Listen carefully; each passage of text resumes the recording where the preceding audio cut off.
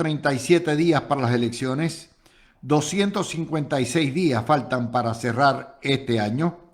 En 20 días estamos en el Día de las Madres, en 36 en Memorial Day, y a hoy han pasado 26.897 días desde que hace 73 años con 9 meses Puerto Rico fue engañado con el fraude más grande del universo, el Estado Libre Asociado. Son exactamente las 5 de la tarde y hoy vamos a hablarles de distintas cosas.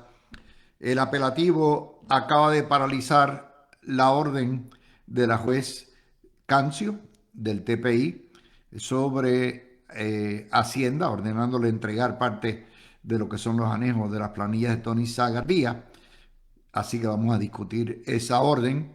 También vamos a hablar de Aguilú y Aguiló, los dos hablando a favor de los muertos en vida. Sí, es una buena noticia, no es nada siniestro. Quieren que se hable de la eutanasia, que es una situación que hay que atender urgentemente debido a la rápida envejecimiento de la población puertorriqueña y el abandono de nuestra isla. Así que eso es otro tema de interés hoy. Vamos a hablar del gobierno celebrando el que en Puerto Rico no se hable inglés. Sí, por mi madre, el gobierno estadista. Pero ahí estamos. También vamos a hablar un poquitito de Fortaleza bloquea y retrasa el reemplazo de luminaria y el Partido Popular trajo a colación esa querella. De capa caída a la construcción por segundo mes consecutivo. Increíble. Los detallistas de gasolina están pidiendo transporte colectivo y que se acabe la dependencia en el petróleo. Pues prácticamente están para liquidar las estaciones. Pero este país es de locos, yo se los he dicho, y la estamos viendo. Hasta la patronal se vuelve loca. Y la respuesta de Tomás Rivera Schatz, engullendo a Domenech con el Mac Cabildero, Mac Chicken, Big Mac, hey, leche batida, fresita, todo un Happy Meal para ponerlo de carrerita, dice el tiburón. Oiga, surgen embarazosas filtraciones a la prensa de discusiones internas en la Corte Suprema de los Estados Unidos. Y los ayatolas le enseñaron el dedo a Trump y a Vance y le dijeron, vamos a negociar nada, olvídese de eso de tregua, tiren todo lo que tienen que tirar, estamos listos para ustedes. Así que todo eso son temas que habremos de discutir en el día de hoy, 21 de abril del año 26. Sin drama, sin mucho alboroto, vamos a coger las noticias. Esta mañana amaneció a las 6 de la mañana con la noticia de que el licenciado Antonio Sagardía había acudido al tribunal apelativo para impugnar la orden de la juez Cancio del Tribunal de Primera Instancia que ordena al Departamento de Hacienda a entregar sus documentos, lo que son los anejos y formularios de los documentos contributivos. El argumento principal del licenciado Sagardía es: yo no soy parte del pleito, pero soy la parte afectada y nunca me trajeron como parte ni me emplazaron, lo que plantea un profundo problema de jurisdicción sobre la persona cuyos intereses están envueltos. Obviamente nadie puede alegar que las planillas son un free for all y están abiertas a todo el mundo, y obviamente hay unos derechos de confidencialidad de la planilla. Y esencialmente lo que le alegó al tribunal es no hay jurisdicción. Esa orden es ilegal porque tenían que traer como parte y emplazar para darme el debido proceso de ley que yo me pudiera defender junto a Hacienda, que tiene otros intereses particulares de política pública, pero somos partes totalmente distintas. Y como nunca me trajeron como demandado, ni me emplazaron, pues esencialmente es nula lo que determinó. Y eso formó un lío. Obviamente el presidente del Senado, que es el que promueve la causa contra Hacienda y contra Zagaldía, dice, a mí no me importa si tengo que llevar esto al Supremo, voy a llevar esto al Supremo, lo que quiere indicar que aparentemente el asunto jurisdiccional, que es básico a todo procedimiento, pues caló. Ok, vamos a pararlo ahí para explicarles a ustedes de lo que se trata. Esto no es ciencia ficción, ni es un curso de derecho avanzado. Esto es sentido común. Para que usted, una orden del tribunal en un caso lo pueda atar, usted tiene que ser parte indispensable y tiene que ser o demandado o traído como demandado. Y para que haya jurisdicción, no es solamente que aparezca en el epígrafe arriba, el gobierno de Puerto Rico contra Pérez López, sino que hay que emplazar a Pérez López. Y si no se emplaza, ¿qué es el emplazamiento? La entrega del documento, la demanda, la querella, del recurso que lo ata al tribunal para que usted se pueda defender. Es básico en el derecho procesal civil que sin emplazamiento efectivo no hay absolutamente jurisdicción. Esa es la teoría. Habrá que ver ahora, en efecto, qué es lo que se alega. Les pongo esto al rescoldo porque el Tribunal Apelativo, Tribunal de Apelaciones, siempre se le dice el apelativo, en un panel paraliza por 24 horas la orden de la juez Cancio y le da al Senado 24 horas para responder, pero únicamente a los planteamientos de Hacienda, que es quien eleva el cerciorario, quien va en alzada. Pero deja en la parada de guagua a Zagaldía y le dice, usted no puede aquí, nosotros no podemos atender ese reclamo porque usted no era parte en el pleito de abajo. Que por supuesto, me imagino, todo el mundo tiene que estar preguntando, espérate. Si no fue parte indispensable abajo, no fue emplazada ni fue demandado, ¿cómo puede pretender que no vas a atender el reclamo si la orden es precisamente lo afecta a él? Pero esto es una madeja de tres pares. Yo se lo dije a ustedes. Y aquí hay cosas que, ¿verdad?, viran lo que uno aprendió en la Facultad de Derecho hace 50 años, que las planillas eran confidenciales, eran secretas, era una cuestión de Hacienda con el contribuyente, vieron la cuestión de jurisdiccionalidad, vieron toda esta situación de hasta dónde llega el poder de Hacienda y hasta dónde llega el poder de la legislatura. Esto es un berenjenal.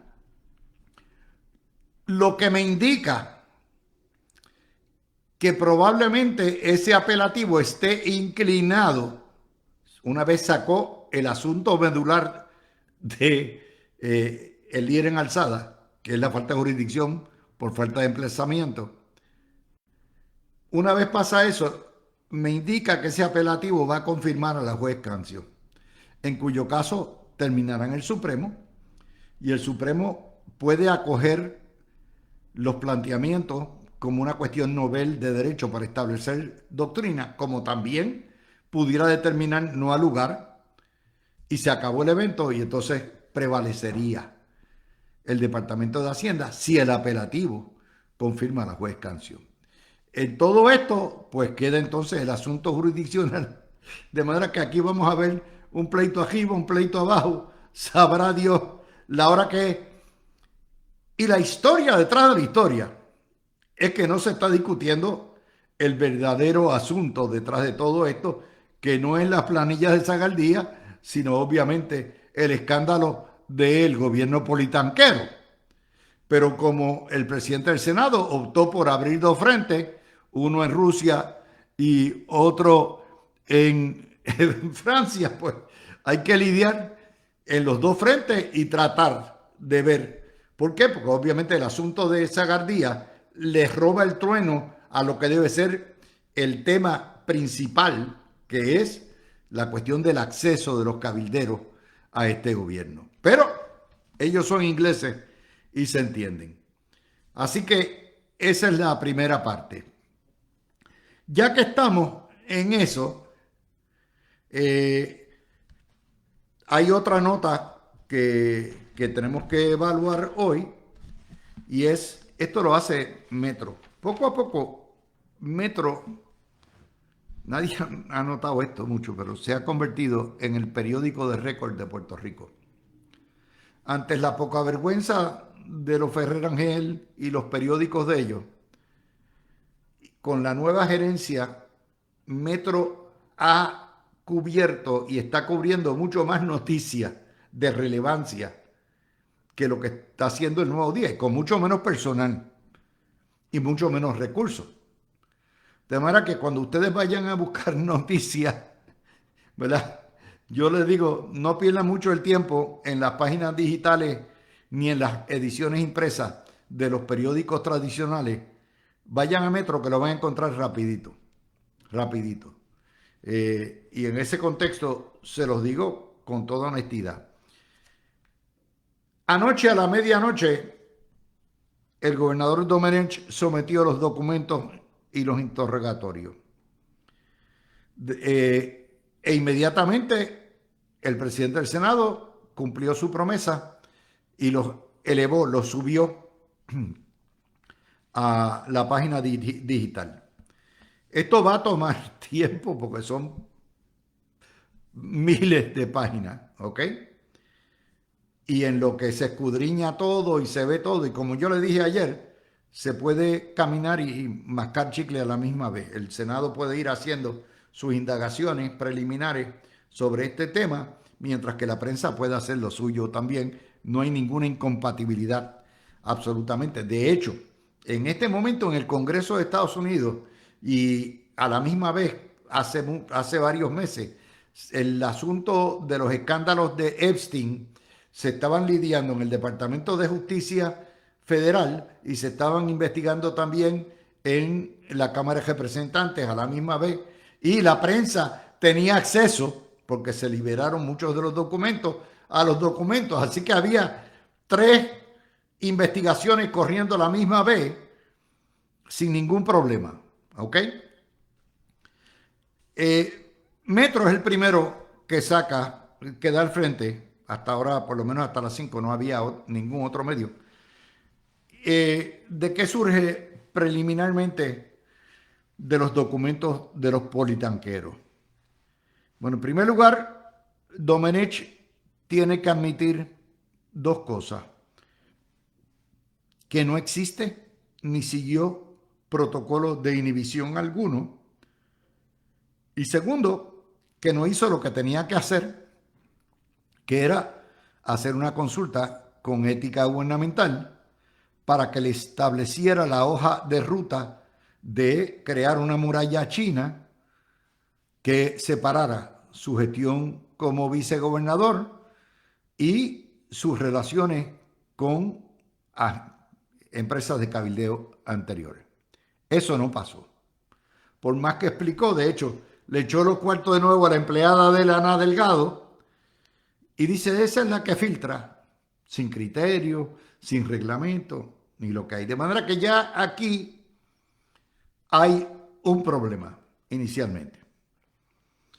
No aparece por los centros espiritistas de lo que hemos visto aquí, pago alguno en términos de efectivo o en términos de cheque o en términos de pagaré de los 4 millones con las que se compraron o se vendieron las acciones que eran de él, de Politank, ni por los centros espiritistas.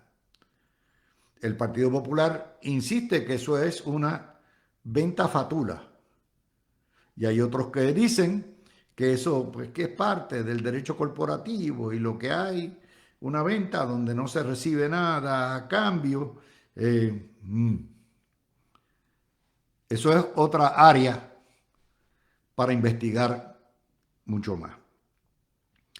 También surge de la información que da Metro que él niega haber participado en contratación alguna de salud, ASEF, acueductos o el Departamento de Educación, lo que contradice también la orden ejecutiva pasada a principios de este año que señala que todos los contratos tienen que pasar por manos de la Secretaría de la Gobernación. En cuyo caso uno tiene que preguntar entonces quién aprueba los contratos. Imagínense, el departamento más grande que hay en Puerto Rico, que es Educación, el segundo departamento más grande, que es segundo y tercero, que es Salud y ACES, pues no sabemos. El fantasma, el mismo fantasma que apagó la página digital del Departamento de Justicia, a lo mejor es el que abrega los contratos. Señaló que no habla oficialmente con los clientes de Politank. No me dice aquí si habla oficialmente con los oficiales de Politank, pero por lo menos los clientes.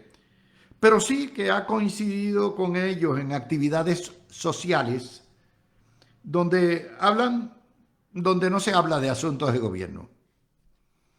Nuevamente, ahí hay tela para donde cortar.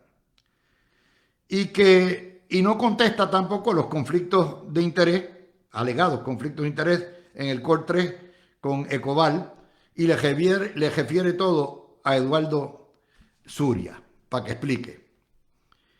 Esto es preliminarmente lo que se puede surgir o sacar de esto. Esto va a requerir mucho tiempo y, como yo les dije, probablemente muchos meses. Esta investigación, si el presidente del Senado va a hacer una investigación a fondo, probablemente esté en su pleno apogeo en la segunda sesión ordinaria de este año. Así que espéranla, que viene por ahí. Así que ya los puse al día en cuanto a los últimos detalles de los dos chismes del día corridos hasta el momento.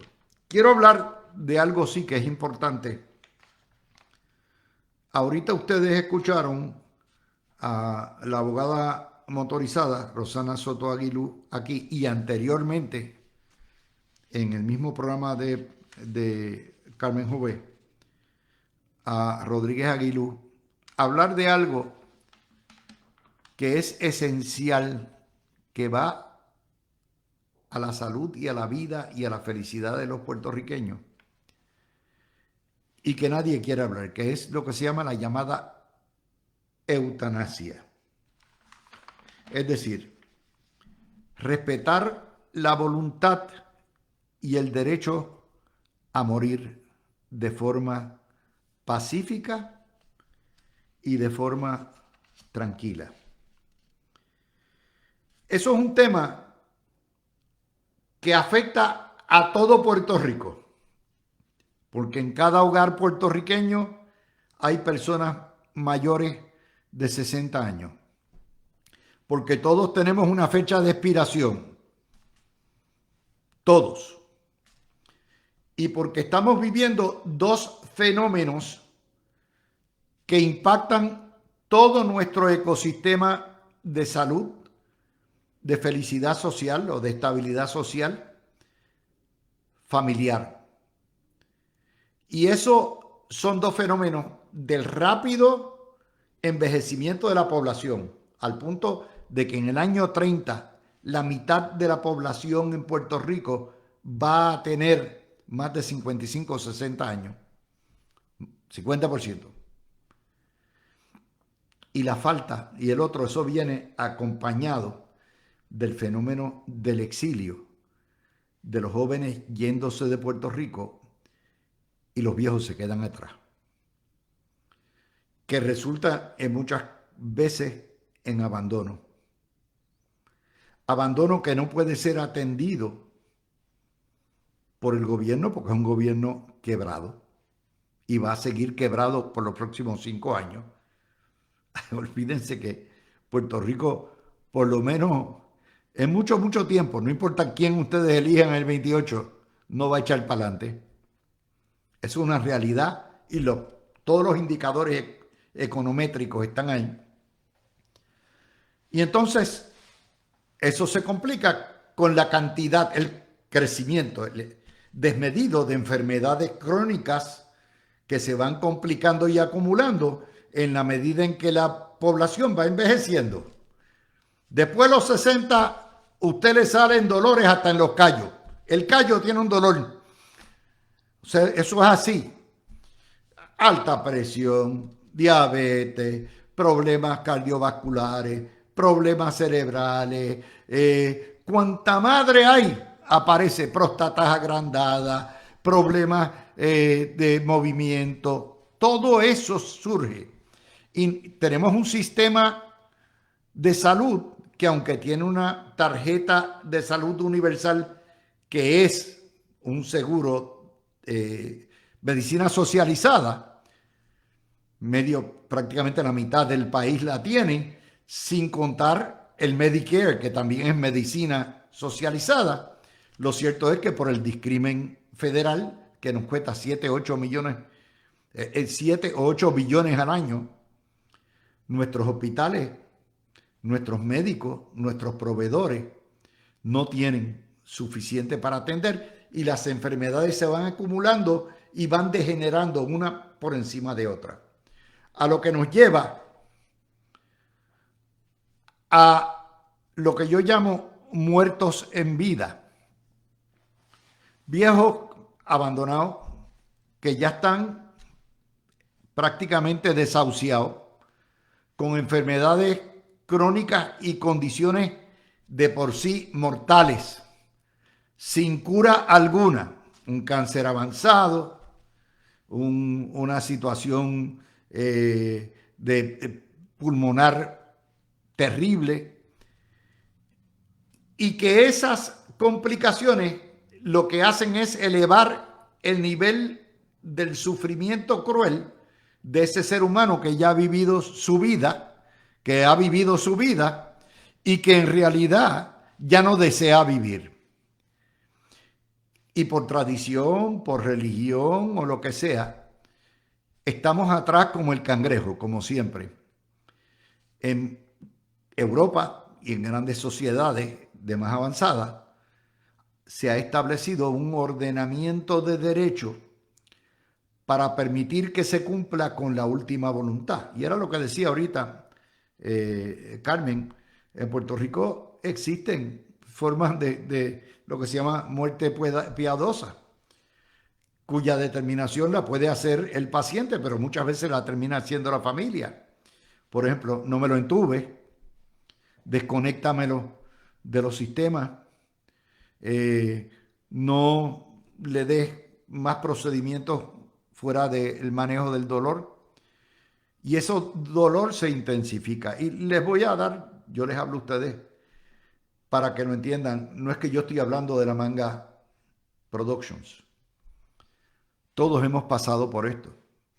Mi madre, que en paz descanse, murió hace 30 años con un cáncer terminal brutal que la llevó a estar en hospicios, en hogares concentrados de salud para el manejo del dolor todo el tiempo, porque era un cáncer que se le había regado. Ella era fumadora toda la vida.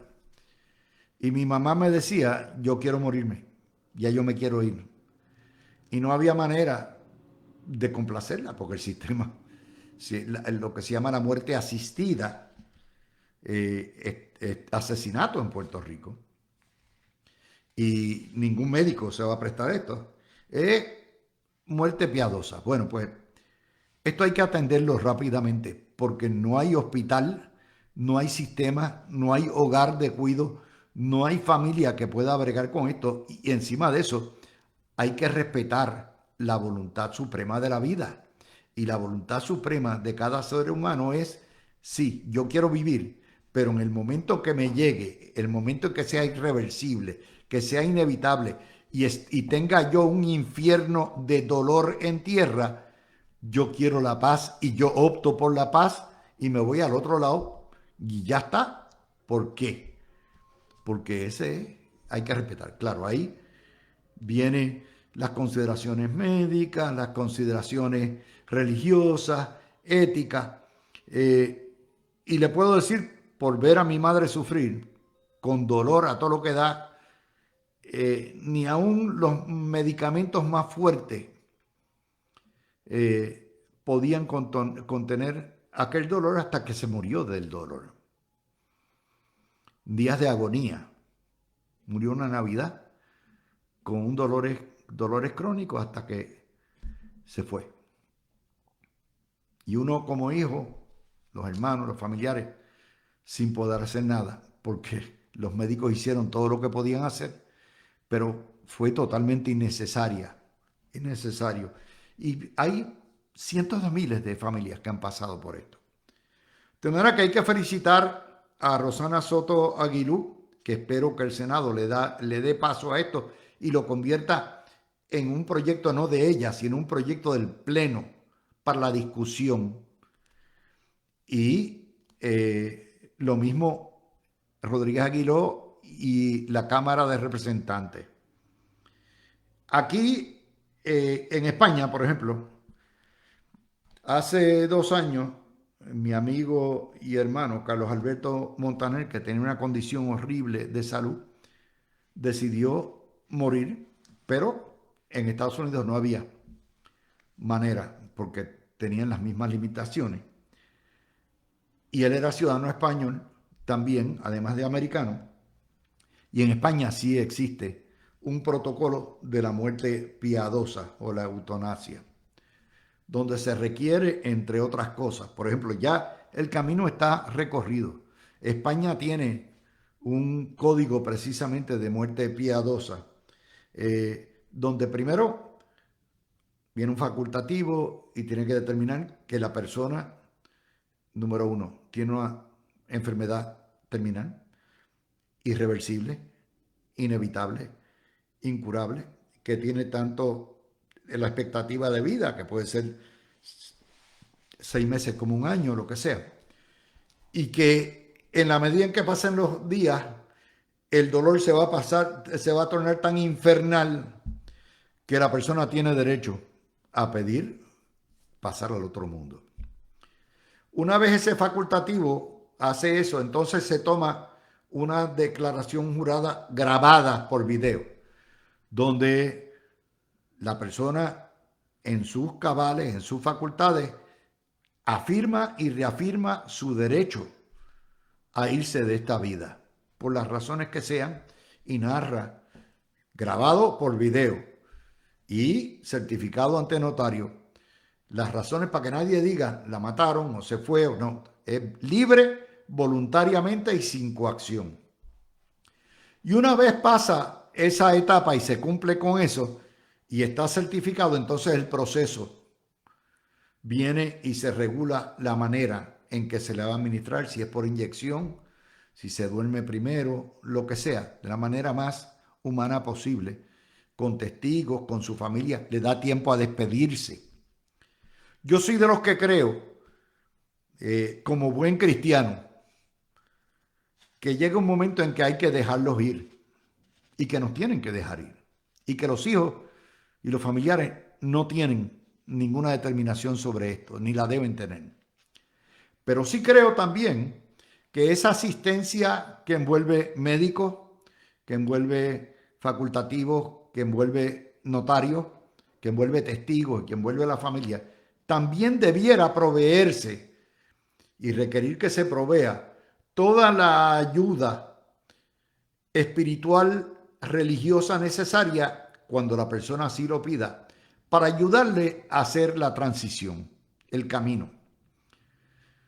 Hay curas, hay pastores, hay rabinos y personas del Islam, religiosos del Islam, que se especializan en asistir piadosamente y en hacer la transición a la muerte. La vasta mayoría de los cristianos creemos que hay otra vida, que sencillamente se muere el cuerpo, pero que la energía, el alma, perdura y uno renace en otro lugar.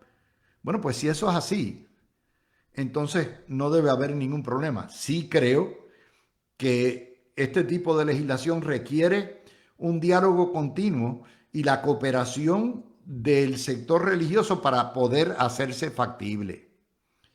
Por lo tanto, le pido a Cámara y Senado, esto no es una cuestión de partidismo ni de ideología, es una cuestión de cristianismo y humanidad, que comiencen las vistas sobre este tema porque tenemos que legislar y legislar a la mayor brevedad posible porque este problema se nos va a ir de las manos.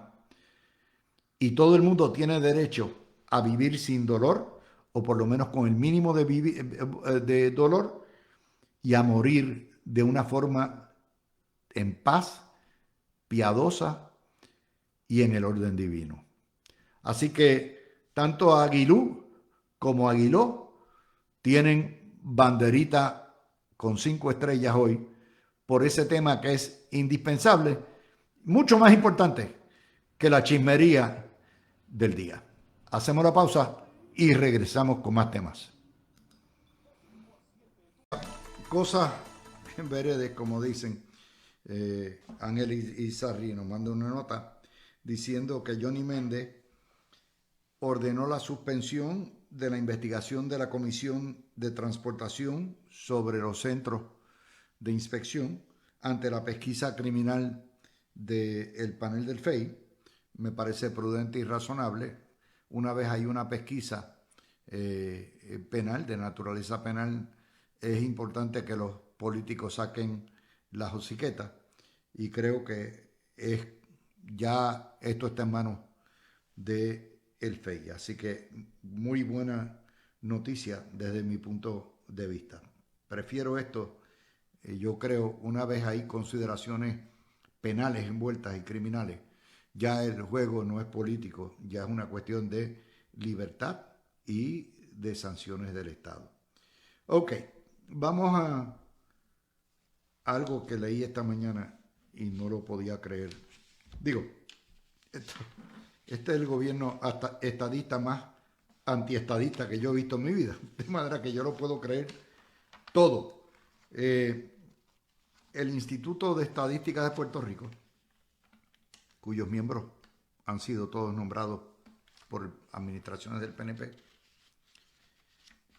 celebra como la gran cosa una encuesta que dice que el 96% de los hogares en Puerto Rico se comunican en español. Nada nuevo. Eso ha sido así toda la vida. Desde que llegó Colón y se dejó de hablar taíno, ya está. Pero que solo el 4% habla inglés. Y entonces celebran la cosa alabando a José de Diego, líder independentista, prócer independentista. Y señalan que el español, es decir, el unilingüismo, es una parte indispensable de la cultura puertorriqueña y de la idiosincrasia puertorriqueña. Usted dice, ¿cómo fue? ¿What? Bueno, pues básicamente esa es la que hay. Dice Primera Hora, citando a el jefe del Instituto de Estadística, en Puerto Rico el español es la lengua principal en el hogar y en la vida pública, hablada por la mayoría de la población, subrayando que el idioma es identidad y cultura.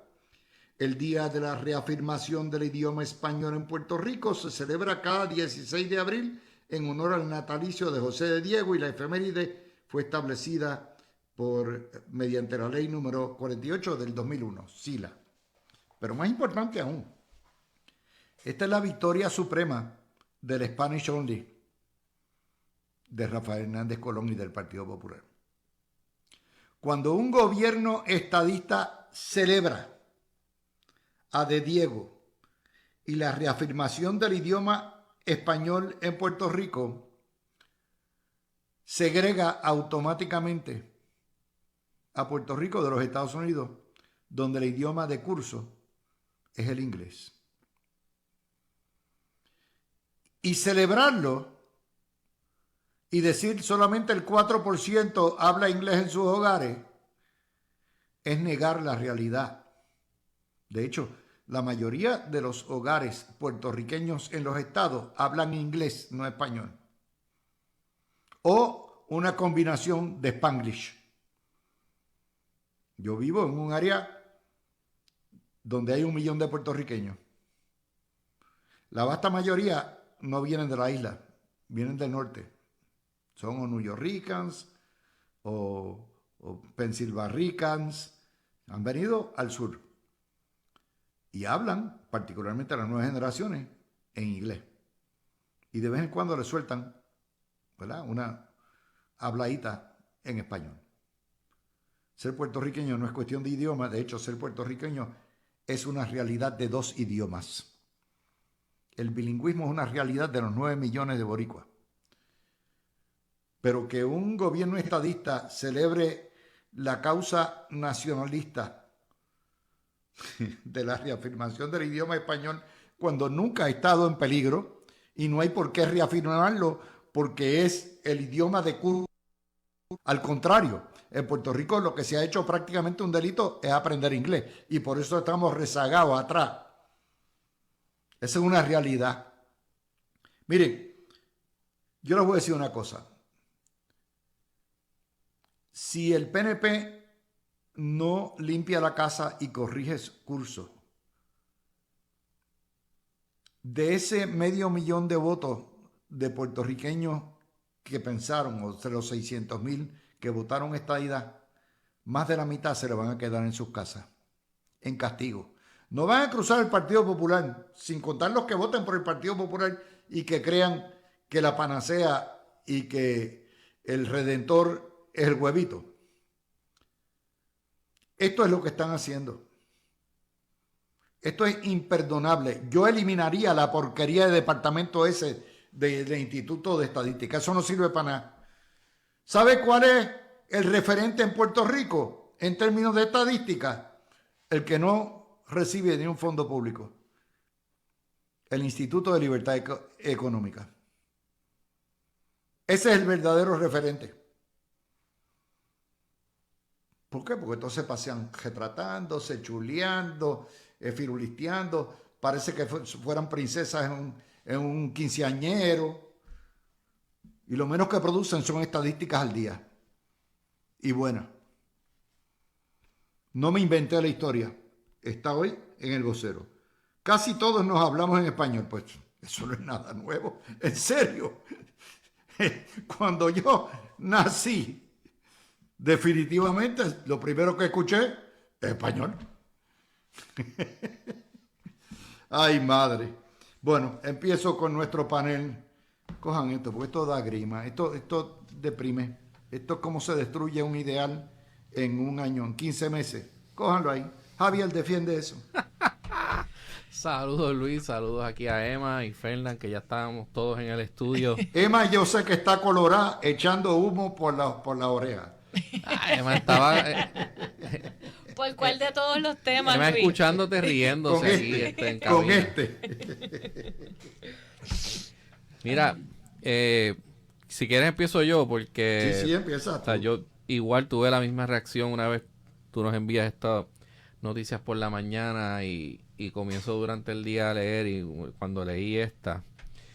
O sea, yo lo que recuerdo del Instituto de Estadística, la última vez que hubo algo de relevancia en la discusión pública fue bajo el gobierno de Ricardo Rosselló. Yo no sé si tú recuerdas que el que presidía el estudio era un individuo que se llamaba Mario Marazzi, Sí, Marazzi, que era popular. que era Y popular. después lo volaron y pusieron a todos supuestamente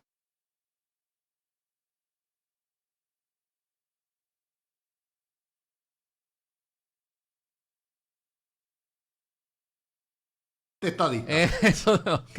Ahí llegaste, supuestamente. O sea, yo no conozco Bueno, quiénes son la junta de directores en este momento. Eran gobiernos del PNP. Quiénes están Eran a senados cargo. del PNP. Pero te voy a decir algo, tú poner, y en la nota, yo no sé exactamente cuánto de la nota es parte del comunicado de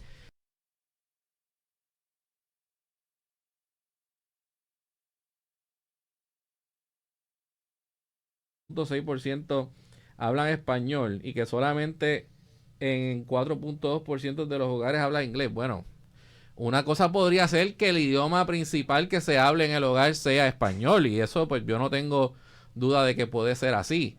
Pero te aseguro que todos en esos hogares, o sea, en la gran mayoría de los hogares en Puerto Rico ven televisión en inglés, tienen acceso a un celular donde están viendo noticias todo el tiempo en inglés, ven videos en inglés y ya conocen y en términos de lo que es el entretenimiento están mucho más conectados con el idioma inglés de lo que le damos crédito aquí. O sea, ciertamente, y eso estoy hablando de los que residen en Puerto Rico. No estoy tocando los 6 millones como tú dices que residen en un estado que llegan allá y en un par de meses están hablando inglés de lo más bien. Emma, A mí, tu gobierno estadista en acción. no me lo pongas así, Luis. Saludos a todos y todas los que nos están escuchando y al equipo que me gusta estar aquí los martes con ustedes. Mira, a mí lo que me choca es que la misma administración está validando el tema de que el estatus impactaría eso. Siguen criminalizando el asunto del idioma como algo definitivo que se afectaría por el cambio del estatus político y es como un argumento de 100 años de soledad, o sea, y pareciera un tema liviano, pero para mí tiene mucho peso político porque Trump está validando cada vez más que el idioma oficial único en Estados Unidos, ¿verdad? Y siempre ha pasado, pero siempre lo está enfatizando, que es el inglés. Lo de Bad Bunny, que se reconoció internacionalmente por hablar español. O por cantar completamente en español. Tenemos entonces el tema de José de Diego, que trae el asunto de la asimilación. Entonces es como, ¿por qué? No es que se promocione o no que se hable español, ese es nuestro idioma, eso no lo quita nadie. Pero ¿por qué criminalizar el asunto del lenguaje, del idioma, con el asunto del estatus? Porque sabes que ojalá que no hablaran solamente inglés, que habláramos 3 y 4 idiomas. O sea, seguir limitándolo a esta guerra absurda de la política del estatus, a mí me preocupa mucho, aunque valida, una vez más, que el estatus no cambiaría nuestra cultura y lo que somos. O sea, es como lo toman bien liviano cuando realmente sí tiene un impacto en la visión y en la percepción de la política en Puerto Rico. Los españoles, nuestra madre, patria madre, o madre patria, como ustedes quieren decir, tienen al menos el gallego, el euskera, el catalán, Claro. las variaciones del balear y el valenciano, y el cantadito andaluz, que hay gente que no lo entiende. Todos, y además en las escuelas se enseña desde chiquito o inglés o francés, Claro. o inglés y francés, y no han dejado de ser españoles por eso. No han dejado de ser españoles. Esto es absurdo. Fernando. Buenas tardes, Luis. Buenas tardes, Emma. Buenas tardes, Javi. Y buenas tardes también a ese gran público que sintoniza este programa todas las tardes aquí en Noti1 630. Para mí esto es bien sencillo. Si en cerca de 120 años mal tasados no hemos perdido el castellano como nuestra lengua franca en Puerto Rico, yo creo que en 50 o 100 años más tampoco la vamos a perder. El idioma obviamente va a evolucionar por la globalización de los medios, la globalización de la información, el acceso en la palma de la mano a contenido en cuanto idioma te interesa. Es más, en Puerto Rico hay un creciente interés en personas, en aprender coreano, por ejemplo, dada la penetración de programación coreana a través de diferentes plataformas que te permiten ver videos como Netflix, entre otras. Y lo sé porque me consta. O sea, la música. Pues también, o sea, que el tratar de elevar el español como un asunto para separarnos del resto del planeta, olvídate de Estados Unidos, del resto del planeta, es un planteamiento pasé que no está al tanto con los avances de la tecnología y el cambio cultural que estamos experimentando, no solo los puertorriqueños, sino virtualmente todos los seres humanos que tenemos acceso a un teléfono móvil inteligente o a un televisor a través del cual podemos utilizar estas plataformas para ver programas en el idioma que nos importe y nos guste, entre otras cosas. Así que esto suena más bien como algo que podíamos haber oído en los anuncios de televisión de idioma defectuoso, pensamiento defectuoso, allá para los años 90, cuando estos argumentos se tiraban a diestra y siniestra y tal vez tenían algo más de peso que hoy día. Y hoy día esto es un cantar de una época que ya se nos fue. Déjeme decirle, esto, dada la experiencia de este país, donde cuando llegó Estados Unidos quiso imponer el inglés a la trágala y no le funcionó, o cuando llegó Rafael Hernández Colón, que trató de excluir el inglés y pasó una ley excluyendo el inglés como idioma oficial que seguidamente fue revertida para atrás, o los años de Sila.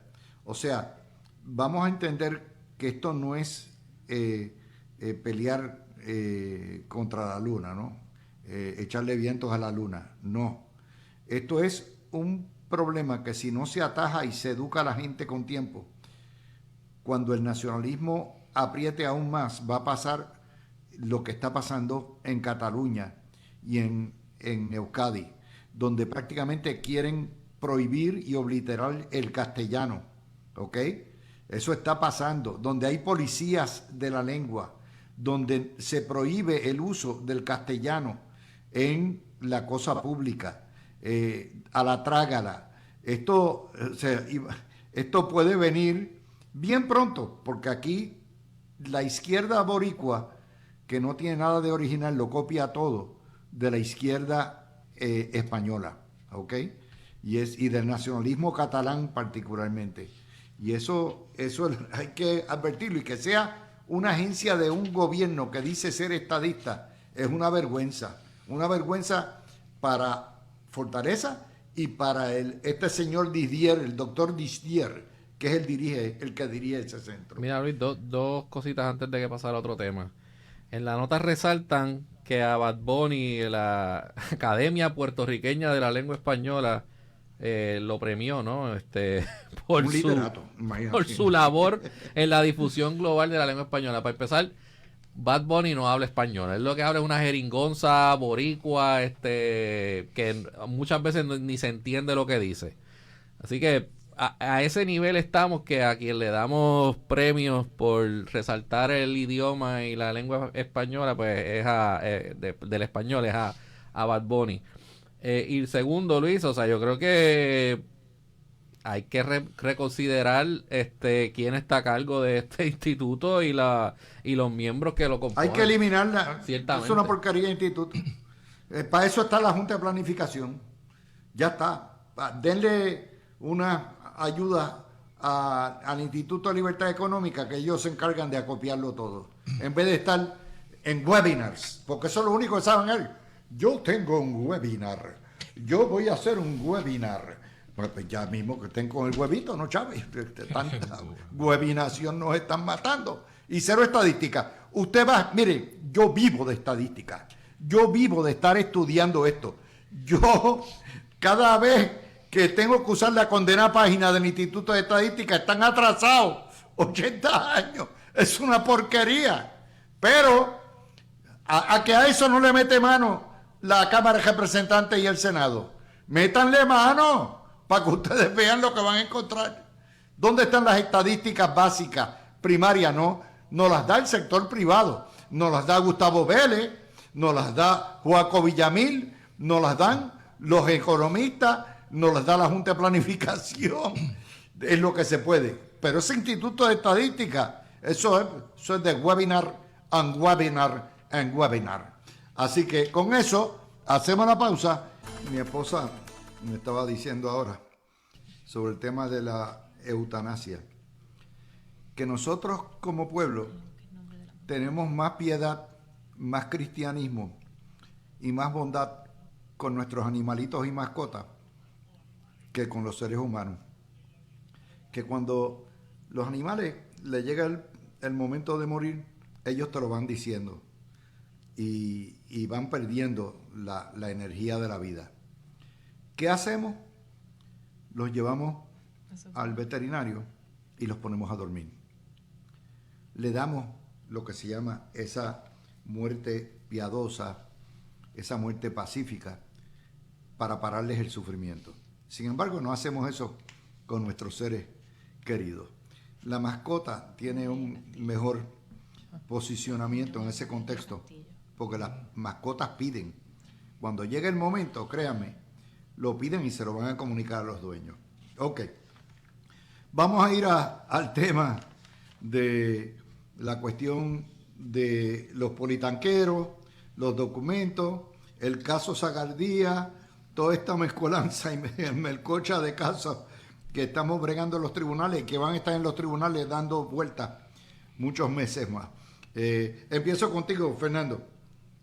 Bueno, Luis, ¿por cuál de todos esos casos quieres empezar? Porque es que... No, empieza, lo que te llama la atención, porque esto es un helter-skelter. Bueno, con el tema de la producción de documentos hecha por el secretario de la Gobernación, no hay mucho que podamos decir porque pues aparentemente fue una producción masiva. El único medio que lo ha comentado es Metro, como decía. No sé si ya esos documentos están disponibles en el portal del Senado para evaluación. No me sorprendería que no, porque de un día para otro, a menos que tenga una operación de escaneo masiva, está bien complicado hacer eso. Pero, pues, si alguien tenía dudas de que la controversia entre la presidencia del Senado y la Fortaleza había acabado con la Semana Santa, después con la presentación de los proyectos en competencia de la reforma de permiso, pues se equivocó. El presidente del Senado no ha puesto a dormir los planteamientos que él tiene contra la figura de Francisco Domenech. Y pues mira, ¿qué giro va a tomar esto? It is anybody's guess. O sea, aquí podemos opinar, bueno, van a citar a la persona que era la que hacía la preintervención, después van a citar a fulano, mengano de Perencejo. Honestamente, no sé. Lo que sí, pues tengo que decir, y con dolor en el alma, es que por más que digan que esto no lacera el PNP, o sea, sí le causa daño a la imagen del partido. Por un lado, pues el presidente del Senado, sus razones tiene y podría estar planteando y puede estar en lo correcto. Yo no lo sé porque pues, yo no he visto la misma información que él tiene. O sea, yo no tengo conocimiento de lo que tienen las figuras que están involucradas. Pero él plantea, mira, nosotros limpiamos nuestra casa. Por otro lado, la gobernadora pues asume la postura de que a mí nadie me dice quién va a ser mi secretario de la gobernación. Eso es una persona de mi entera confianza. El licenciado Domenech ha estado en las batallas políticas conmigo desde mi candidatura cuando yo empecé como comisionada residente. Y aquí no hay ninguna evidencia de que se haya violado ninguna ley, ni de ética, ni de nada, a pesar de que pues, hay gente que plantea lo contrario. Y fíjate que pues quién tiene la razón al final del día, yo creo que no es la pregunta, sino pues cómo va a quedar la figura del PNP ante los ojos del pueblo. O sea, porque es una apuesta grande el decir, pues sí, limpiamos nuestra propia casa nosotros, pero a razón de que le pegamos fuego a la casa, Emma, o sea, sacamos el los caso de muebles que nos Sagardía. sirven, ¿qué vamos a hacer, no? Emma, en el caso de Sagardía, lo dejaron en la parada de guagua, está sin emplazar, no es parte, y le dijeron, no me venga aquí a levantar el hecho de que usted no es parte, porque usted no fue parte abajo, así que usted es un fantasma, no existe. Yo no entiendo el apelativo en eso. No Luis, entendí. Yo creo que el 60% de la conversación o del oxígeno político en este país lo está consumiendo ahora mismo el Partido Nuevo Progresista, y es bien alarmante. 60. ¿Verdad? Estoy tratando de ser, por no decir el 90. 90 fácil. De las más o noticias de menos. hoy, vamos. 90 fácil. Las El noticias de PNP, hoy. o sea, lleva lo que es la discusión pública aquí, o sea, ciertamente los asuntos internos del PNP, sin duda. Sí, y yo estoy totalmente de acuerdo con todo lo que expresó Fernando, porque es a quién le creemos. A un presidente del Senado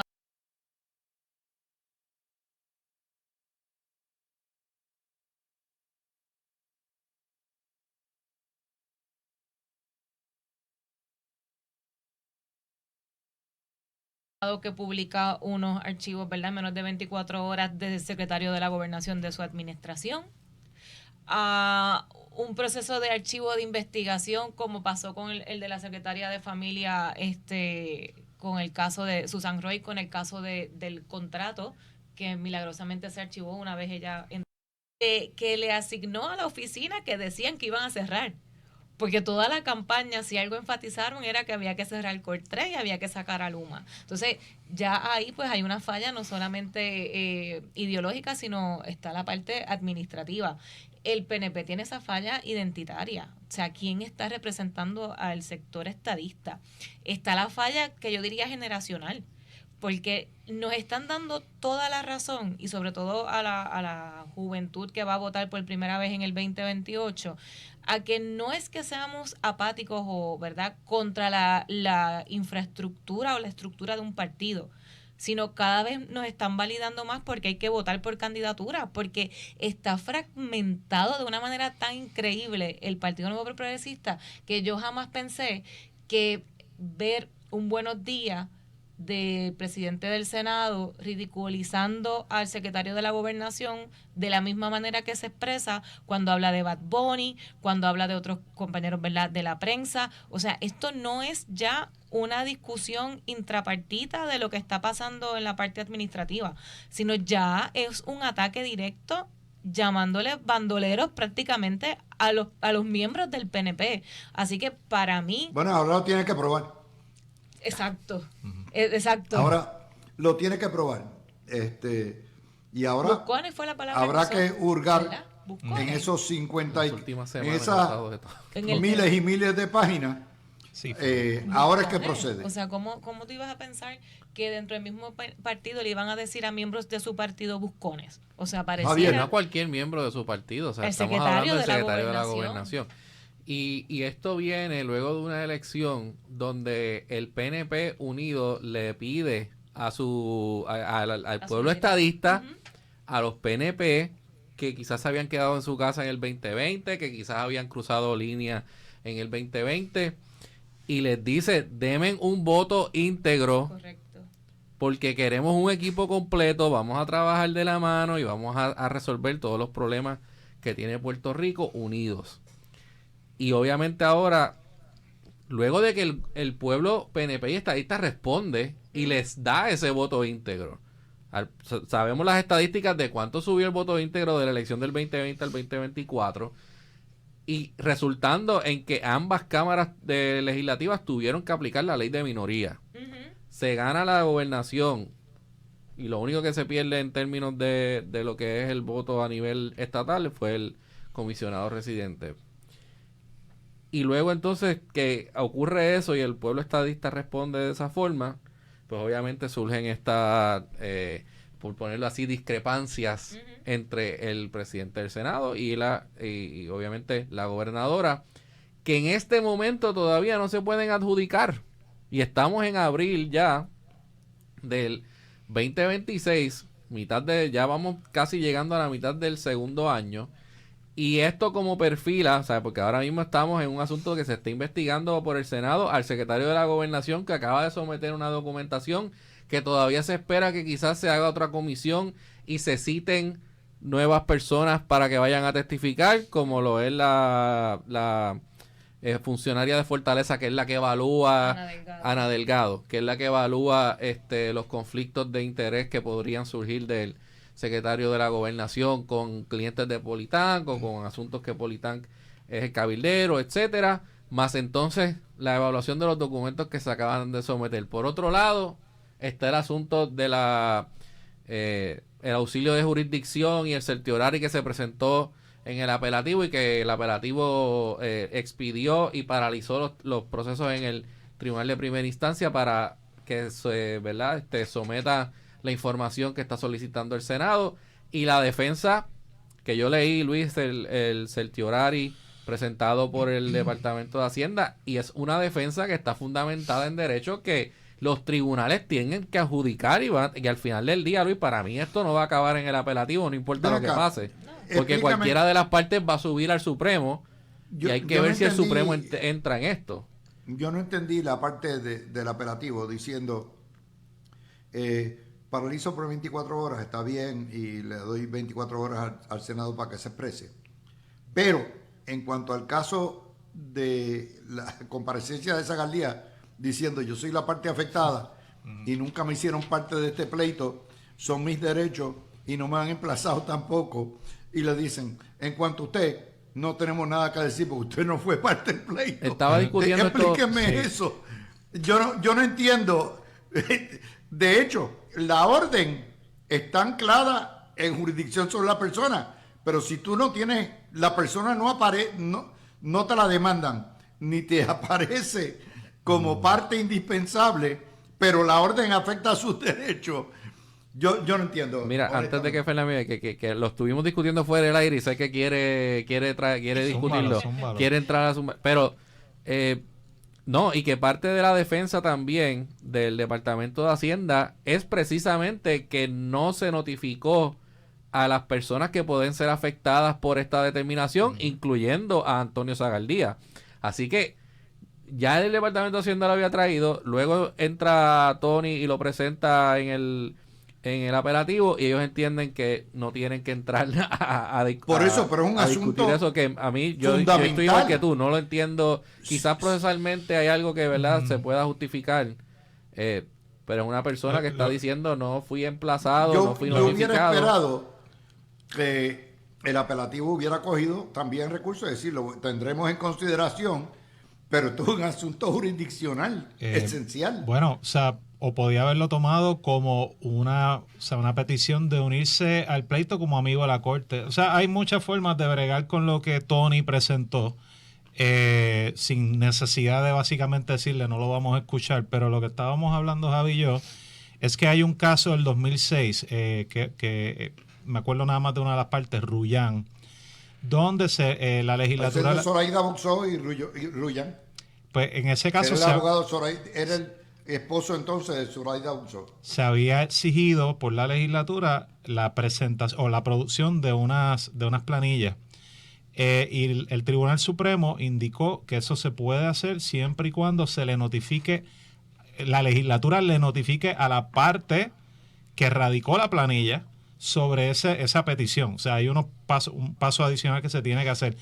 Pero aquí no consta de si se le dio una notificación conforme a derecho a Tony. Y entonces, pues, eso podría ser problemático. Fíjate que eso se menciona en 2 puntos de la petición que radicó el Departamento de Justicia a nombre del Departamento de Hacienda, pero no sé si el Tribunal de Apelaciones se va a agarrar de ahí para de alguna forma alterar la resolución que dictó el Tribunal de Instancia. Hay que ver, pero yo creo que eso es fundamental porque la falta de notificación, a pesar de que no es notificación para que vaya al tribunal, es que la legislatura le tiene que notificar esa parte. Pues ahí... pero sí, ciertamente luego el Tribunal de Primera Instancia tiene que hacer un análisis y tiene que tener a todas las partes que pueden estar afectadas por esto. O O sea, yo creo que sí debería haber estado mencionado. ahí, debería haber Por sido eso, Bueno, notificado. pero es que por ahí yo creo que podría entrar inclusive el Tribunal Supremo si esto llega a nivel de y se acepta el caso. Y veremos, y obviamente, oye, jurídicamente es interesante también y lo podemos, o sea, todos los abogados tenemos diferentes perspectivas y los abogados de el Senado están diciendo, bueno, es que no es el caso de Rullán, no es exactamente, no aplica exactamente igual porque no se está pidiendo la planilla, pero sí se están pidiendo información que se encuentran en las W2, donde se están pidiendo, solicitando nombres de posibles empleados o contratistas de, que esos son las 480, ¿verdad? De Tony. O sea que hay argumentos aquí que ambas partes han levantado que son legítimos, válidos y que le corresponde a los tribunales decidir y pues, veremos a ver hasta dónde llega, Luis, pero el efecto de esto es que seguimos semanas discutiendo Batiéndola. este asunto. Sí. ¿Sí? Primero, esto, si va a tardar lo que va a tardar esa investigación, cada día que pasa es un hoyo más grande que se crea para el PNP. Y si explota, o sea, va a ser todavía peor para la administración. Y lo otro, yo creo que hay un consenso de que el haber mezclado el asunto de Zagaldía con el asunto de los politanqueros te nubla, o sea, te confunde y le resta a lo que es el objetivo principal de toda esta investigación. Yo creo que en eso fue un error táctico y estratégico, pero Fíjate, ustedes saben cómo es Tomás. Tomás tiene su criterio propio y en eso pues va hasta el final. pero recuerda que este lío explota en el contexto del caso de Ciari Pérez. O sea, posterior a que se hacen unas expresiones por Zagaldía a la prensa, pues esto sucede, ¿no? Que si es coincidencia o no es coincidencia, bueno, el timing está bastante... Pero ya el caso de Ciari interesante, está encaminado en el FEI.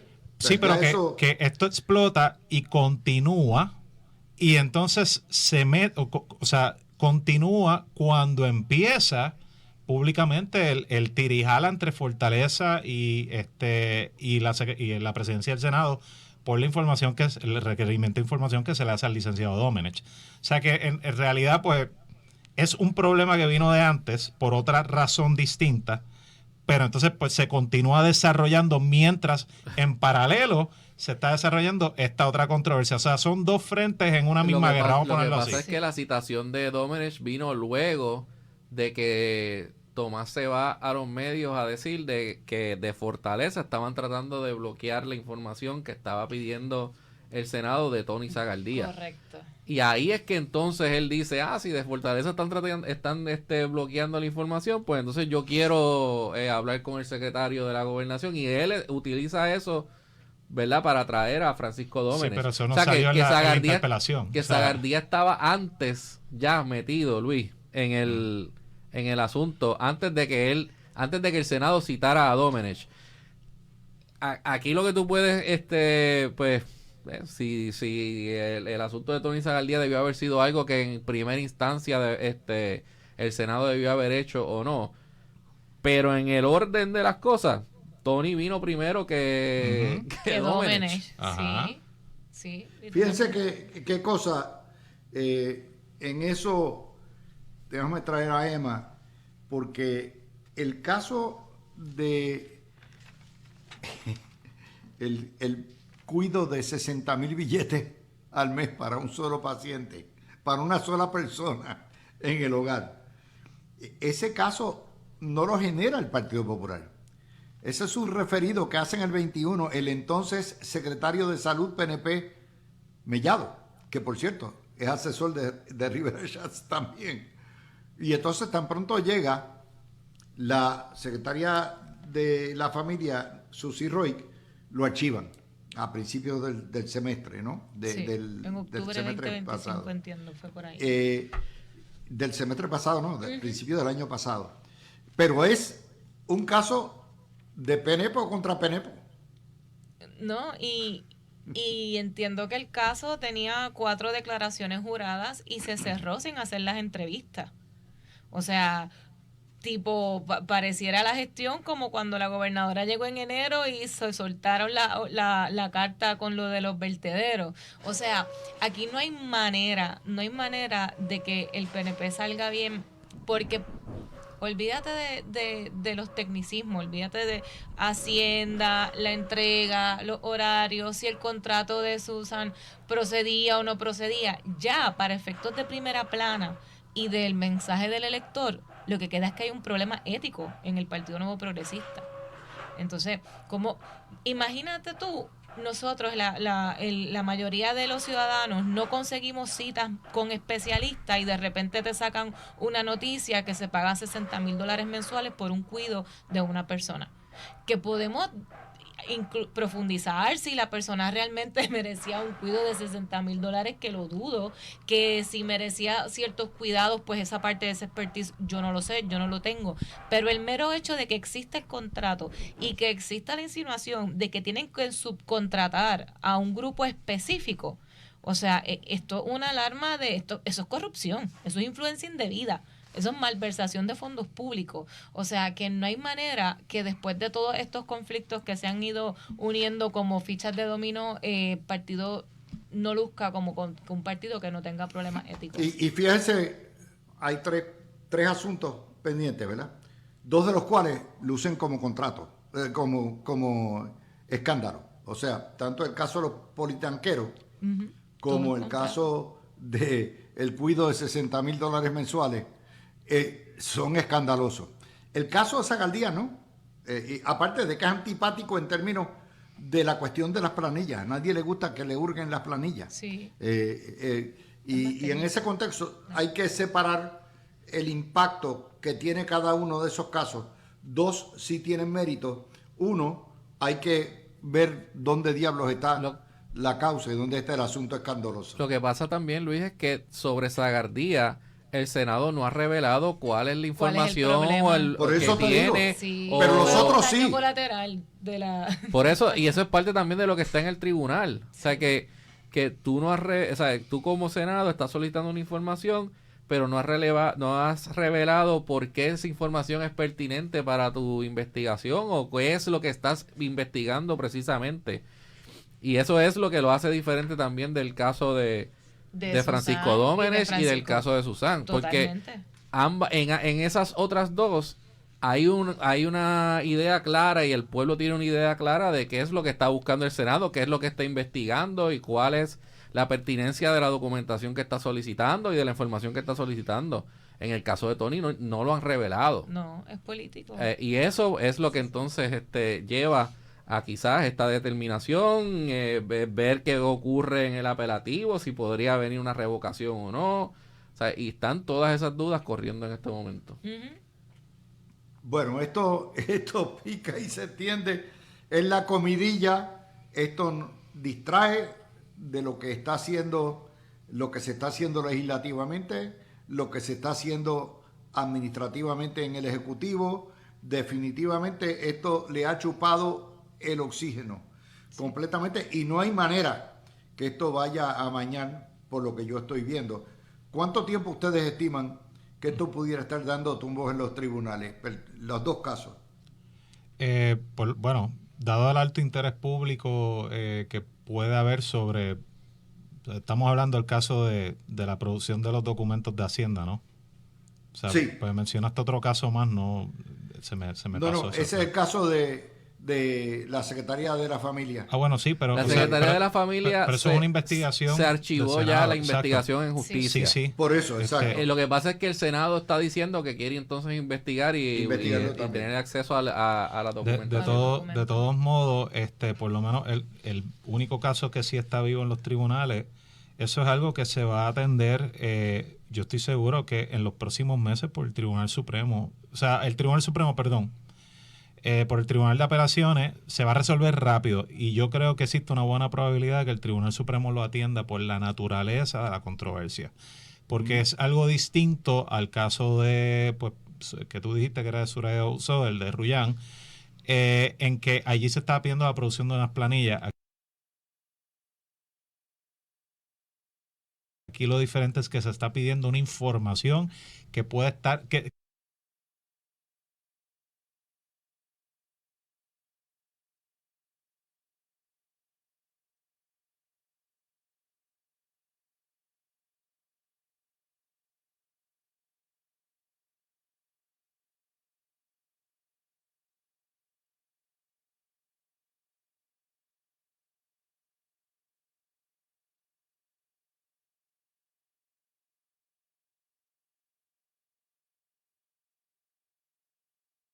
está relacionada con unas planillas informativas que una persona que subcontrata a otros, pues viene obligado a radicar de acuerdo con el Código de Rentas Internas. Al Tribunal Supremo le encantan estos pleitos que tienen que ver con los poderes investigativos de la legislatura y hasta dónde pueden llegar en solicitudes de producción de documentos. O sea, básicamente toda la normativa que teníamos en Puerto Rico hasta el 2019, que es que se aprueba la Ley de Acceso a la Información Pública. Toda la normativa era jurisprudencia del Tribunal Supremo que venía desde la época de Maravilla hasta los 2010, 2011. Así que pues yo entiendo que esto es algo que al Pleno del Tribunal Supremo le puede interesar y no me sorprendería si votan a favor de ver el caso. Despedir lo que le dicen el certiorari en términos legales bonitos.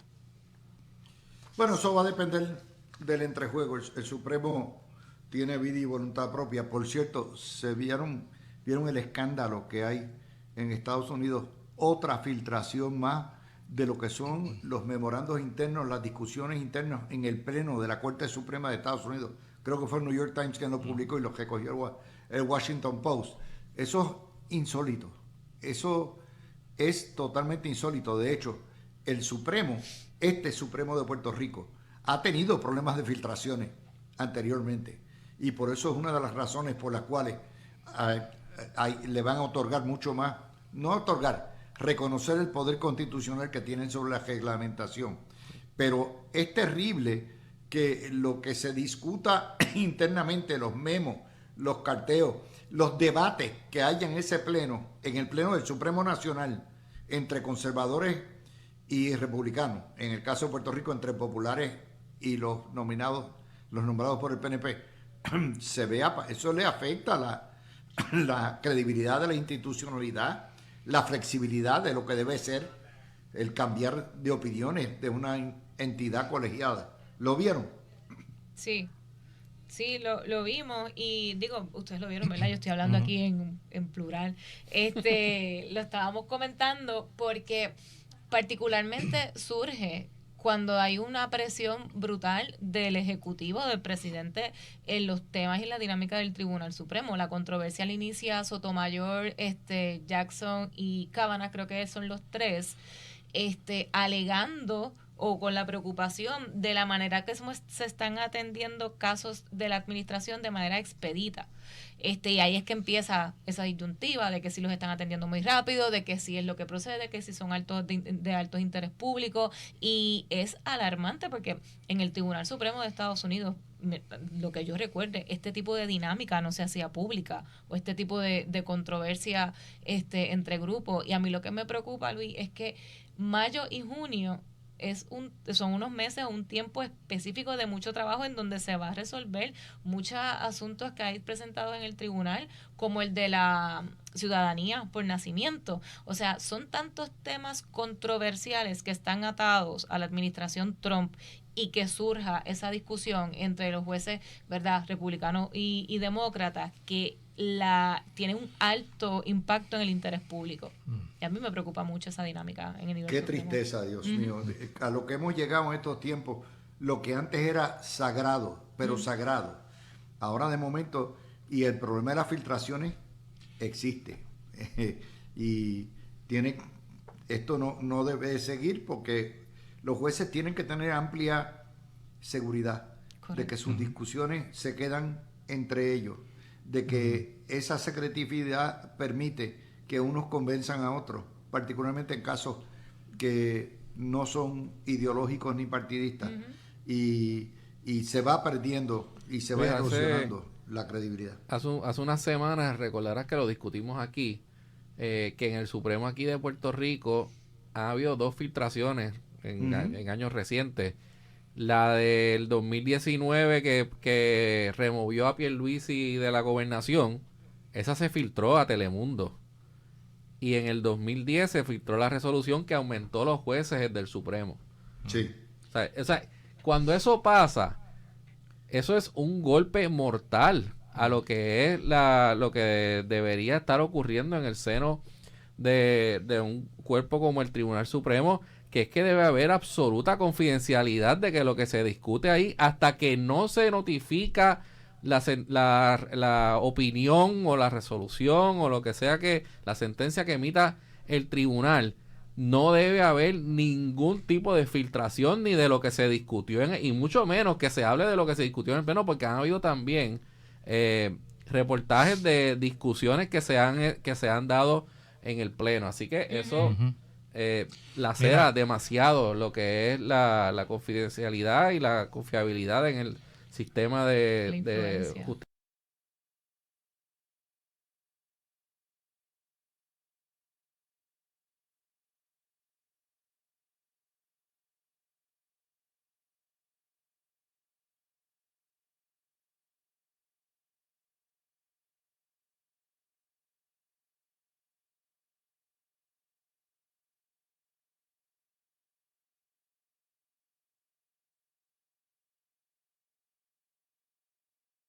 Okay, Yo no pienso sé, tampoco. yo sé que no, pero es una reacción a una práctica que algunos jueces asociados, incluyendo Sonia Sotomayor, entre otros, han criticado abiertamente. Y ahora los jueces que votan en contra en este tipo de solicitud de emergencia, que no se explica mucho, están haciendo al menos opiniones disidentes donde se da una explicación para tratar de darle marcha atrás a esa práctica. Porque con ese tipo de solicitud de emergencia se ha cambiado el panorama legal de los Estados Unidos en tiempos recientes. Y yo creo que pues la Corte Suprema tiene que empezar a considerar si esa es la mejor manera de administrar su calendario, porque eso tiene ese efecto, erosiona la confianza del público en lo que hacen. Déjeme contarles esto, porque los va a complacer. Hace como 6 o 7 meses, un juez amigo mío que está en el TPI me dice: tú no sabes que el programa de ustedes es el más que se oye a nivel de mi tribunal. Diablo, los jueces, todos los cadios encendidos. ¿Ah? Me chave. Espérate, pero hay más. Y ahora, la última vez que estuve, un juez también que un poquito me dice, y en el apelativo también. Así que, obviamente, este programa donde se consideran, y no meramente este panel, todos los paneles, temas serios y de forma balanceada, las consideraciones jurídicas, y tratamos de explicarlo en arroz habichuela, cuestión que la gente lo entienda, y en protección, obviamente, de nuestra judicatura, pues tiene una audiencia enorme. Por lo menos yo estoy seguro que el rating a nivel de la judicatura es casi unánime, casi 10, por lo menos 7-2. Así que regresamos a psiquiatría. Lo voy a llevar a psiquiatría a los 3, definitivamente, para que ustedes vean que este mundo está totalmente loco. Hoy sale una historia de el presidente de los detallistas de gasolina, pidiéndole al gobierno bajar la dependencia en los hidrocarburos. Esto es como si Azores le pidiera al gobierno poner a dieta a todo el mundo. Okay. Dice que el petróleo y la gasolina, que eso hay que acabar con la dependencia, y piden desarrollar más el transporte colectivo. Ok, esto es los dueños de los gasolineros diciendo: vamos a irnos con guagua, porque esto de tener todo el mundo 2 carros no va. Y entonces eliminar la crudita, que ustedes saben que es un non-starter, porque la Junta de Control Fiscal jamás lo va a permitir. Pero esa es una historia de cómo en Puerto Rico todo el mundo ha perdido el norte. Le doy la segunda. Héctor Joaquín Sánchez propone cambiarle el nombre a la calle Loíza a Pedro Pierluisi. ¿Qué tiene que ver Pedro Pierluisi con la calle Loíza? Yo no lo entiendo, pero la verdad es que esta cuestión de estarle cambiando el nombre a las calles y a todo lo que da es una locura total. De hecho, si usted quiere honrar a Pedro Pierluisi, pues coja la calle Jamírez de Arellano y póngasela, que hay en Garden Hills y Parcará, póngasela, calle Pedro Pierluisi, se acabó. O Sila Calderón, por aquello. Y entonces, la otra, esta es otra loquera más, y es otro proyecto de ley que se está examinando en la Cámara, donde es para básicamente obligar, no en el Senado, perdón, a los estacionamientos de hospitales a dar una tarifa especial reducida para las familias de pacientes hospitalizados, hasta 50% de la tarifa. Y que DACO lo fiscalizaría. Mire, señores, ¿qué parte de la realidad usted no entiende? Que los hospitales están casi al borde de la quiebra y que son las empresas ancillarias como concesiones, como alquiler de facilidades y los estacionamientos que con esas concesiones donde pueden ganarse unos chavitos. Si usted le quita la mitad, la gente no va a los hospitales a visitar al médico de cabecera o el especialista, esos están en las oficinas aledañas. La gente va al hospital a cuidarse. Bueno, pues en Puerto Rico tampoco son muy caros, pero lo peor de esto es, primero, esto es el menoscabo de relaciones contractuales ya existentes, y segundo, es esa dichosa manía de que el gobierno comunista se tiene que meter las narices en todo, en el sector privado. Es terrible, pero esto es puro populismo. Los dejo con la psiquiatría porque la verdad es que esto me revienta. Mira, yo creo que en términos de lo de la noticia que Héctor Joaquín Sánchez presenta una medida para que se renombre la calle Loíza como la avenida Pedro Pierluisi Urrutia, yo creo que el primero que estaría en contra de que eso ni siquiera se esté discutiendo en este momento es el propio Pedro Pierluisi. O sea, a mí me parece, de verdad, me parece una ridiculez que en este momento, quizás, oye, unos años después de que ya él salió de la gobernación y quizás ya no está en el ruedo político y ha pasado, ¿verdad? Ya un tiempo, pues quizás se podría evaluar este tipo de medida, pero que en este momento, para empezar, van a empezar a decir que eso es gentrificación porque le están poniendo el nombre de Pedro Pierluisi a la calle Loíza. Eso es lo primero que van a decir. Sí. Entonces, Ay, madre. gentrificación. Yo sé que Pierluisi, que está enamorado, a lo mejor le gustaría más que le nombren una calle Fabiola, estaría mucho más feliz. O sea, eso es lo primero. O sea, esa es la primera noticia. La de los detallistas de gasolina no lo entendí.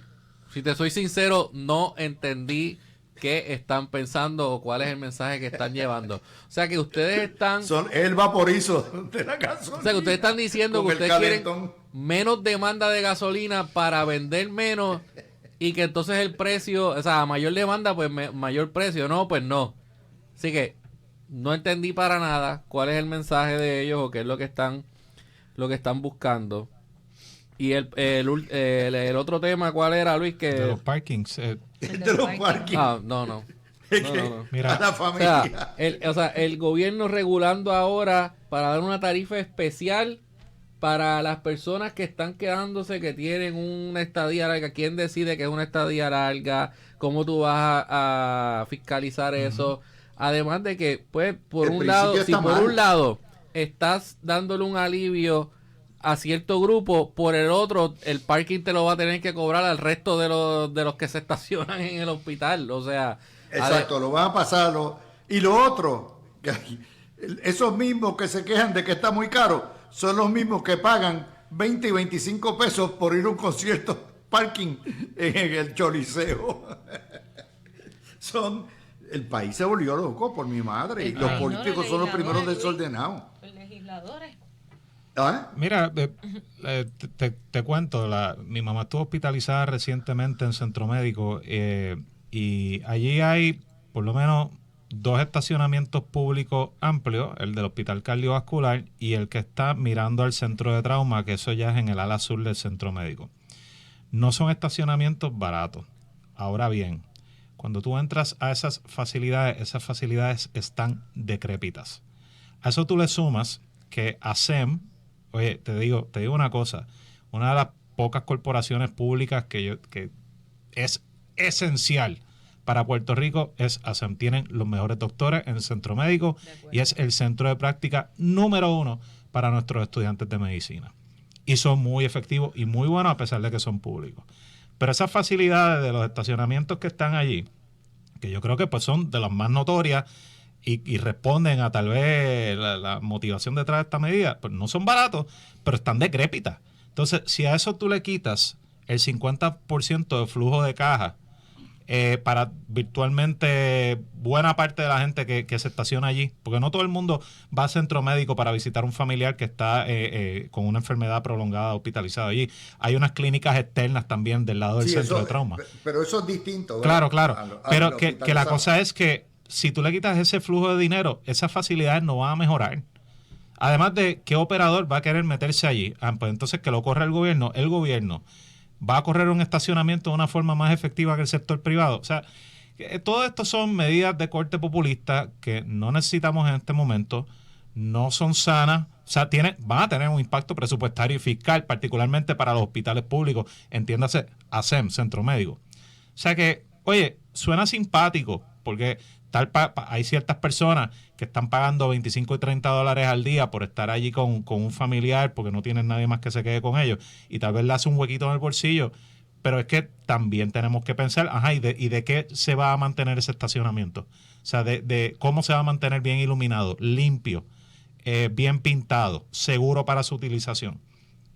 O sea que se piensa como que una movida más adelante, pero no se piensa 3 o 4 movidas más adelante en el partido de ajedrez. Y acabamos con medidas que pues lo que hacen es descalabrar la economía y el buen funcionamiento de corporaciones públicas y otras agencias como lo es ASEM.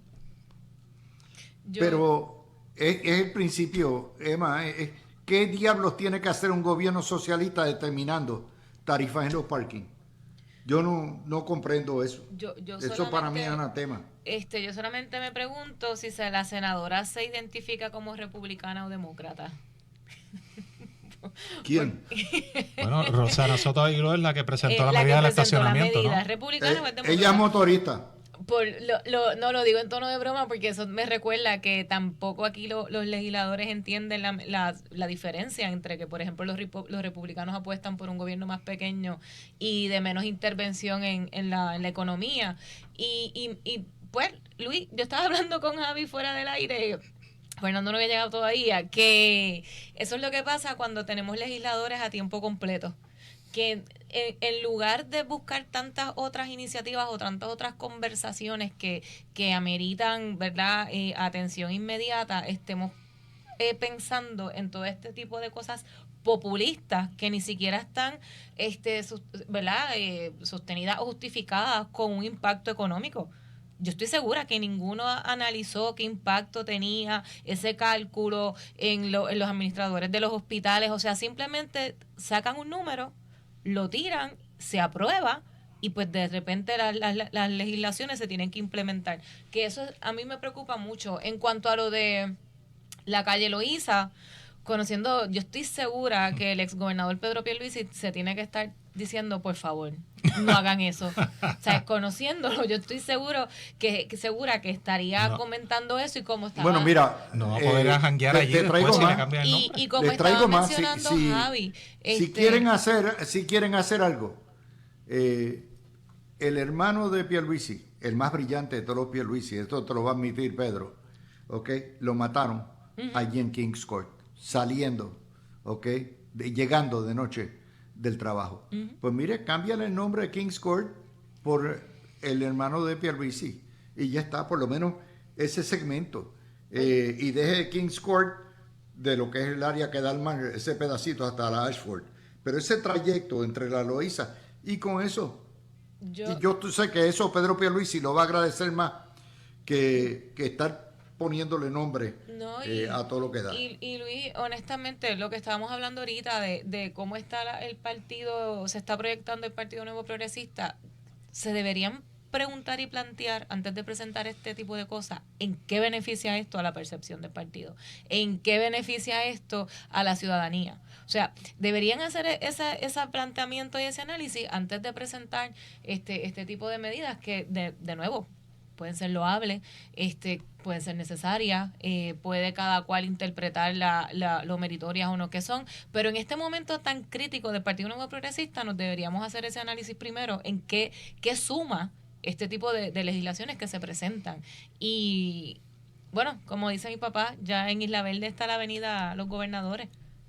Mira, hay más lo que señaló sí. aquí Fernando. Nosotros tenemos unas facilidades que pudieran ser de primer orden y de primer mundo en el centro médico, ¿ok? Sí. Pero ese centro médico hay que meterle por lo menos 1.000 millones de pesos para arreglar los hospitales, las estructuras, las clínicas, a todo lo que da. Y con todo y con eso, no solamente tenemos una excelente sala de emergencia, sino que tenemos también un gran hospital de lo que tiene que ver con el corazón. El cardiovascular es excelente. Bueno, pues ¿saben qué? Yo a esos legisladores me dedicaría a citar al Departamento de Salud, a Obras Públicas, a todas las agencias concernidas, al COR 3, para ver cómo podemos reestructurar, rehacer la ciudad de la ciencia, la ciudad de la salud, y convertir el centro médico en el centro. Eso retiene médicos, retiene enfermeras, pero más importante, retiene puertorriqueños porque saben que tienen un centro de primer orden, ¿ok? O sea, el problema de nosotros no es falta de recursos humanos, es que no hay originalidad por parte de los políticos. Y por eso se pasan mojoneando todo el día en este tipo de cosas.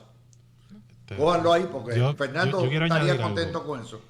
Yo voto, es más, le dono el máximo a la campaña del legislador que diga: yo quiero convertirme y ser electo legislador para no pasar ni una sola ley nueva.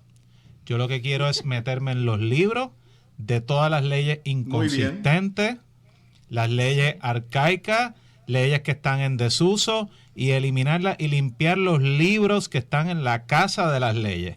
En vez de estar con iniciativas nuevas así, trililí, o mira, mi productividad fueron 15 resoluciones, 14 de esas eran felicitaciones para personas de mi distrito senatorial o de representantes. O sea, yo creo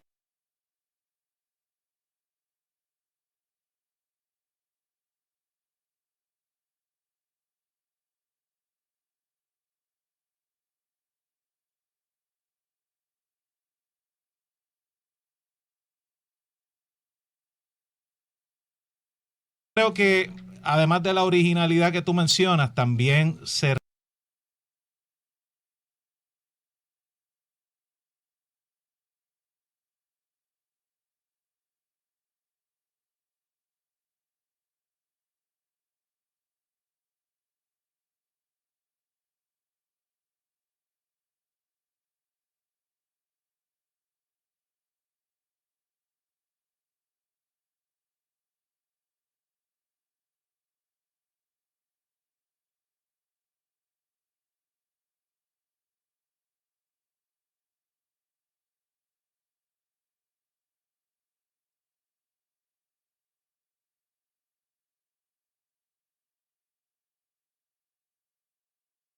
el de los neumáticos.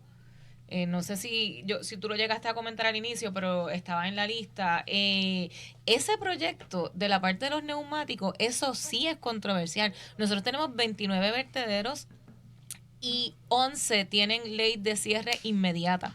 O sea, Puerto Rico se está ahogando en desperdicios sólidos y ese hace tema 40 años, no ese se tema está lleva discutiendo. 40 años. no se está discutiendo. Y ese tema, sí, ese proyecto de ley que presentó el representante Acosta, yo creo que sí amerita que se siga discutiendo, porque el problema de desperdicio sólido en Puerto Rico es grave, es una emergencia. Y parte de los contrastes que nosotros damos es precisamente eso. Cogemos las noticias que son ridículas como esa y decimos, vamos a empezar. ¿Qué pueden radicar? ¿A qué se pueden dedicar que no sea estas boberías? Bueno, pues se le estamos dando, pero son demasiado de brutos para aceptar nuestras sugerencias. Demasiado de brutos. Y entonces se dedican a coger. Mire, en vez de estar velando por los parkings de los hospitales, mire, vaya a los parkings del centro médico, que están alrededor, están en condiciones deplorables. Haga unas vistas públicas con salud, con obras públicas y diga, ¿cuándo ustedes van a arreglar esta cochambra? Vamos a empezar por ahí. No hablemos de la carretera. Todos los que trabajan en el hospital industrial saben lo que está esa carretera. La falta de alumbrado de noche, usted se la juega que le dan un atraco. La falta de seguridad. Oye, eso son problemas fundamentales, porque ese es el único centro médico que tenemos, el único. Pero no se les ocurre, ellos andan en las de ganar botitos a todo lo que da y los van a desaparecer a todos de la faz de la tierra, incluyendo los alcaldes alcahuetes que permiten todo Pero se los estamos diciendo con tiempo, muchachos. Es una elección de extinción. Sí. Hello. Sí. Hello. Es elección de extinción. No es para volver a reinscribir el partido. Es para entejarlo para siempre. Pero ellos no entienden esas cosas, bendito. Andan perdidos en el espacio. Así Javier está mudo. Yo estoy aquí entretenido. Yo estoy aquí entretenido escuchándote a ti. Tú sabes que tenemos razón. Como siempre. Tenemos razón. Bueno, con eso... Sí, y lo que iba a decir, lo último que iba a decir para añadir es que siento que también hay muchos miembros del PNP electos que están como paralizados. O sea, están como ante todo lo que la está lengua no la ocurriendo. tienen paralizada. Yo voy a hacer Que no hay liderato. me voy a poner en posición fetal y no voy a decir nada y voy a tratar de que ni sepan que yo estoy aquí. Bueno, voy a terminar con una buena noticia. Trump se rindió, prácticamente. Se fue. Unilateralmente declaró una extensión indefinida del cese al fuego hasta que se reanuden las conversaciones. What? Ese tipo, exacto, sacó la bandera blanca. Dijo, no puedo con los Eso fue porque ayatollahs. dejaron Puyo a J.D. Vance en Pakistán. Exactamente. No puedo bregar con estos ayatollahs. Bueno, que le pase. Ya usted sabe, mientras tanto, el petróleo seguirá a 1.8, 1.9, 1.10, 1.11, 1.12, más o menos, para entretenernos entre una cosa y otra. Con eso cerramos el espectáculo de hoy. Son las 6:55 y los dejamos con el gran Falú